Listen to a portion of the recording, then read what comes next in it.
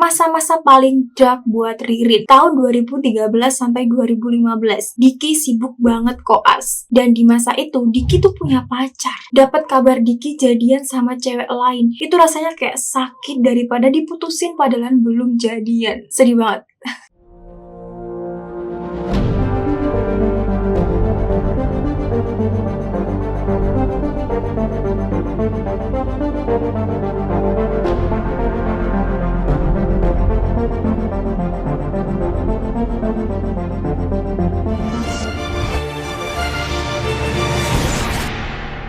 Halo guys, kembali lagi bersama aku Tridiansi di sini. Di segmen kali ini lagi-lagi nih kita akan membahas kisah nyata pengalaman hidup dari seseorang. Oke, kali ini aku mengambil lagi suatu kisah yang berada di aplikasi Thread dengan temanya tuh ya, 13 tahun menunggu, satu cinta yang tidak pernah pudar. Kalau kalian tuh ingin membaca kisah ini secara langsung, kalian tuh bisa nih klik link yang ada di deskripsi video ini. Oke, tanpa berlama-lama kita langsung aja masuk ke isi Thread-nya.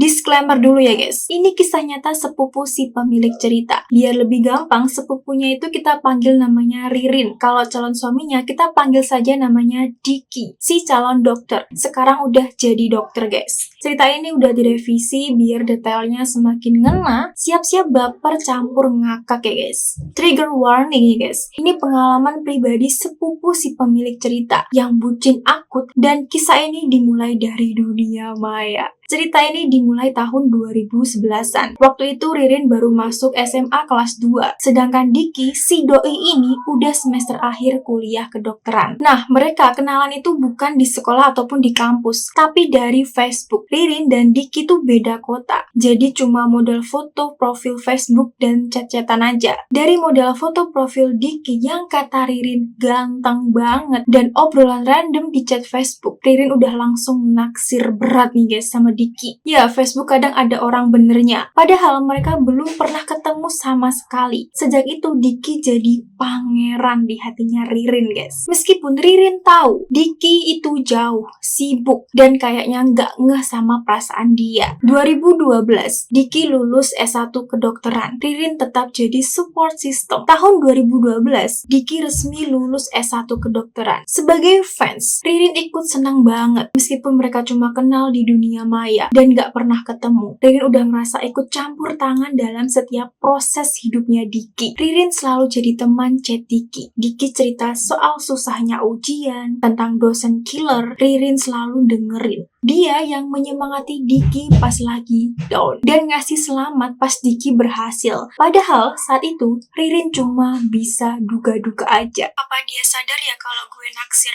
Dan jawabannya saat itu selalu enggak. Ini dia nih, masa-masa paling dark buat Ririn. Tahun 2013 sampai 2015. Diki sibuk banget koas. Dan di masa itu Diki tuh punya pacar. Dapat kabar Diki jadian sama cewek lain. Itu rasanya kayak sakit daripada diputusin padahal belum jadian. Sedih banget.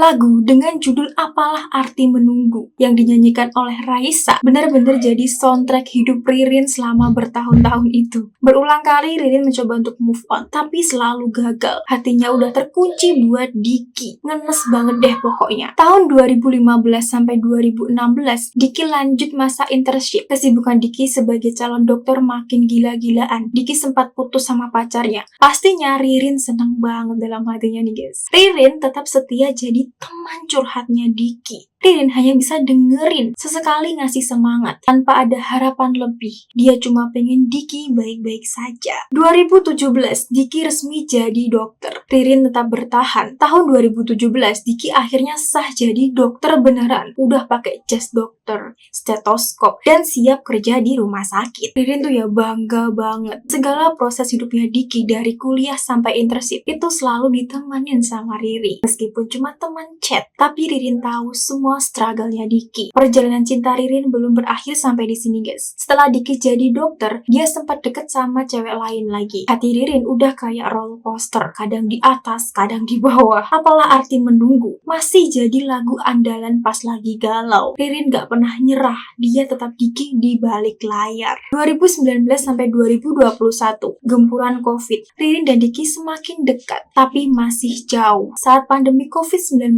melanda, Diki sebagai dokter tertentu jadi garda terdepan. Kesibukannya luar biasa dan tekanan mentalnya pasti sangat besar. Disinilah Ririn semakin memperkuat perannya sebagai support system. Mereka sering banget chat. Ririn selalu berusaha mengasih semangat ke Diki. Dengerin semua cerita Diki soal sulitnya di rumah sakit. Pandemi ini mungkin yang bikin Diki makin sadar betapa berharganya ada orang yang selalu peduli. Jarak memang bisa memisahkan, tapi ikatan emosional mereka makin kuat, guys. Lebaran 2022 tuh titik balik pertemuan pertama. Setelah gempuran pandemi mereda dan setelah belasan tahun cuma kenal via medsos. Akhirnya di tahun 2022 mereka memutuskan untuk ketemu pertama kalinya. Momen yang sangat ditunggu Ririn dan Diki. Ririn deg-degan setengah mati. Diki juga kayaknya nggak kalah grogi lah intinya. Ternyata pertemuan pertama ini jadi titik balik segalanya. Mereka cocok banget. Singkatnya chemistry-nya langsung nyambung. Dari situ mereka makin sering ketemu, pergi bareng, dan akhirnya Diki sadar bahwa selama ini Ririn adalah orang yang selalu ada di sisinya, yang paling sabar menanti. Setelah 13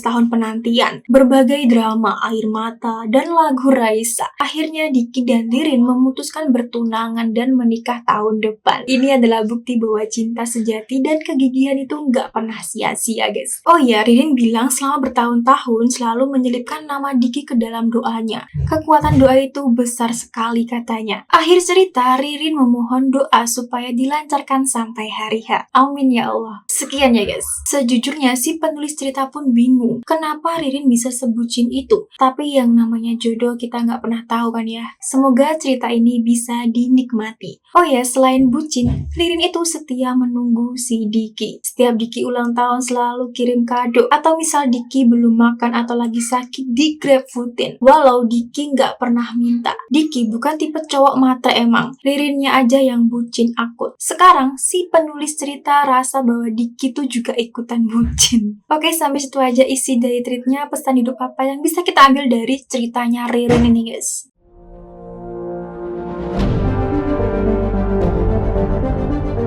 Kesabaran dan ketulusan akan selalu menemukan jalannya. Selama 13 tahun, Ririn tetap bertahan tanpa kepastian. Itu bukan tentang menjadi lemah, tapi tentang menjadi kuat dalam diam. Ketulusannya untuk terus ada buat Diki tanpa pamrih, akhirnya berbuah manis. Doa itu bukan sekedar ucapan, tapi kekuatan. Ririn selalu menyelipkan nama Diki dalam doanya. Meskipun kelihatan kecil dan diam-diam, tapi konsistensi Ririn dalam berdoa adalah bukti bahwa cinta itu nggak cuma tentang usaha fisik. Cinta sejati nggak selalu datang lewat jalan cepat. Ririn dan Diki nggak langsung jatuh cinta saat ketemu. Mereka bahkan butuh lebih dari 1 dekade cuma buat bisa duduk bareng secara langsung. Tapi justru dari proses itulah mereka saling mengenal lebih dalam dan emosinya lebih kuat. Support system itu nggak selalu harus terlihat. Ririn jadi pendukung Diki dari balik layar. Dia nggak menuntut, nggak marah saat Diki punya pacar, tapi tetap ada. Kadang orang yang paling mencintai kita adalah yang diam-diam selalu mendoakan dan memperhatikan kita. Kita nggak pernah tahu siapa jodoh kita. Dulu mungkin Ririn juga mikir, apa ia bisa sama Diki yang jauh beda kota, beda dunia gitu kan. Tapi hidup selalu punya cara sendiri menyatukan dua orang yang memang berjodoh. Bahkan Facebook bisa jadi jalan cinta sejati.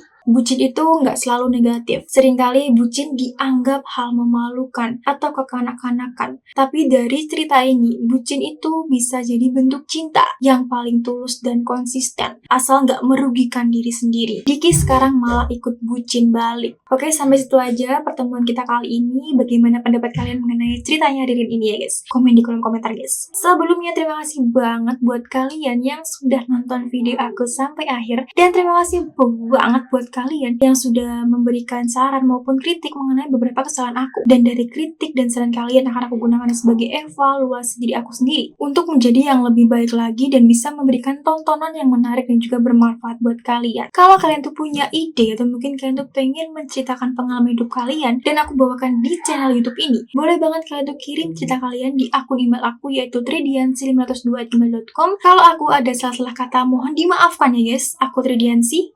Bye-bye.